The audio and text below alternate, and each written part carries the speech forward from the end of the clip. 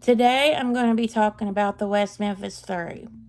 Now, this is a case where you leave feeling like you don't know what to believe.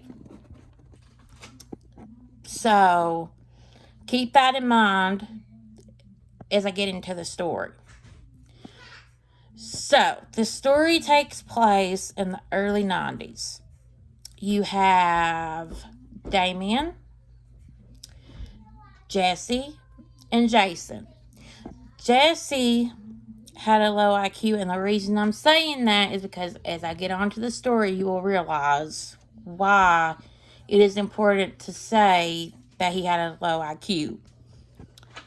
So, there were also these three young kids, and they would end up being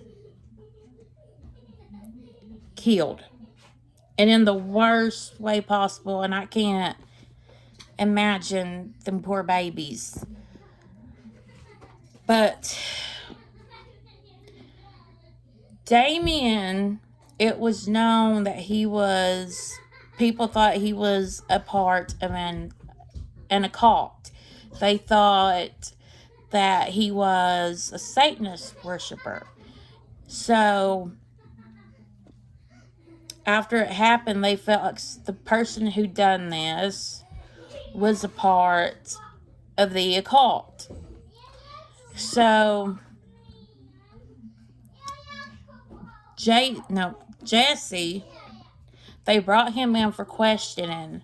And like I said, he had a low IQ. So, he ends up telling him what happened. And he does say certain stuff that only the killer would know. However, like I said, he had a low IQ, and they kept pressing him, and he just wanted to go home. So he told them what they wanted to hear, basically. But it is obviously weird that he knew things only the person who witnessed that would know. But at the same time, I don't know. So they all get arrested, and Jesse, he sticks to his story, but he doesn't tell in the trial of Damien, because he just doesn't want to testify against his two friends. So, and the sad part too is I think it was Jesse, and I could be wrong, but I think he ended up getting assaulted in prison. So it's all just really sad, and a lot of celebrities come together they